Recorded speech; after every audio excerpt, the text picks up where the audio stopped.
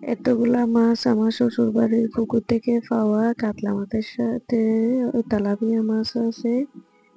লাস্টে আমি কাঁচি দিয়ে চারপাশের কাঁটাগুলা সরিয়ে নেব। কাটতে কাটতে একটা কথা বলবো, এই কাটা মাছগুলা দেখতেছেন, এগুলা যার যে ভাগে যেগুলো কম পড়ে, আমরা সোজা আমি সবার ছোট আমার ভাগে এগুলা পড়ছে আর কি। একটা বড় কাতলা মাছ আর দুই একটা তেলাপিয়া মাছ, একটা কাতলা মাছের লেজ, দুইটা রুই মাছের লেজ। তারপর বটি দিয়ে আমি হাঁসগুলা পরিষ্কার করে নিচ্ছি। আমি আগে জানলে কিন্তু আমি বাজার থেকে কুটে নিয়ে আসতাম, আমি ছিলাম না, আমি একটা কাজে চিটাঙে গেলাম। এই মাছটা কিন্তু করতে অনেক কষ্ট হয়েছে, আপনাদেরকে কি বলবো আর। ফার্স্টে আমি হাঁসগুলা বটি দিয়ে হাঁসগুলো ফেলার চেষ্টা করতেছি, ভালো করে পরিষ্কার হয়ে ওই যে এরকম করে অনেক যুদ্ধ করছে কিন্তু হচ্ছে না। এই জিনিসটা আমার অনেক কাজের, এটা কিন্তু আমি অনলাইন থেকে দেখে নিয়েছি। এটা দিয়ে আমি প্রায় সবসময় মাছ পরিষ্কার করি। এবার কেটে পিস পিস করে পরিষ্কার করে চেষ্টা করতেছি, অনেক কষ্ট হচ্ছে কিন্তু তবুও পরিষ্কার করলাম।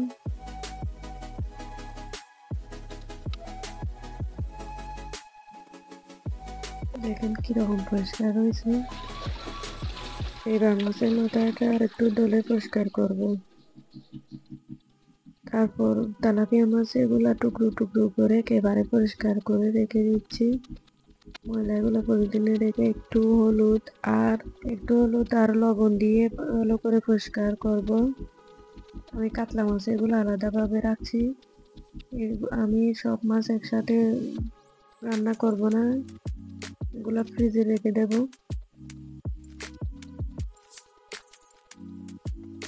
কাতলা মাছ এগুলো তো একটু হলুদ আর লবণ দিয়ে আলাদাভাবে সুন্দর করে পরিষ্কার করে নিয়েছি। বড় বড় টুকরা যেগুলা করছে এগুলা আমি ফ্রিজে রেখে দেব। শুধু দুপুরের জন্য মাছ, পেডি, লেস এগুলা রান্না করব যে এগুলো আর একটু ভালো করে পরিষ্কার করব। আর একটু ভালো করে পরিষ্কার করতেছি। পরিষ্কার করে আমি একটুখানি লবণ, মরিচের গুঁড়া, হলুদের গুঁড়া আর মশলার গুঁড়া দিয়ে কিছুক্ষণ মেখে আমি ফেলে রাখবো। আমি কিন্তু বেশিরভাগ ইলেকট্রিক গ্যাস চুলায় রান্না করি। এখানে আমি কড়াই দিয়েছি, তারপর একটুখানি তেল দিয়েছি, তারপর 2 কোয়া রসুন দিয়েছি। রসুন ছাড়া আমি কোনো তরকারি খাই না। এখানে আমি পেঁয়াজ দিয়ে দিয়েছি, একটুখানি নাড়াচাড়া করে এখানে আমি কাঁচামরিচ আর টমেটো দিয়ে দেবো। একটু নাড়াচাড়া করে ডাঙিয়ে দিয়ে দেবো। তারপরে একটু টমেটো আর কাঁচামরিচ লাল হয়ে আসলে আমি মাছ দিয়ে দেবো।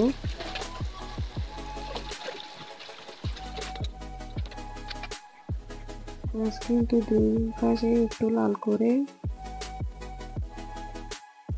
এক পাশে লাল হয়ে আসলে আমি আর উল্টাই দেবো।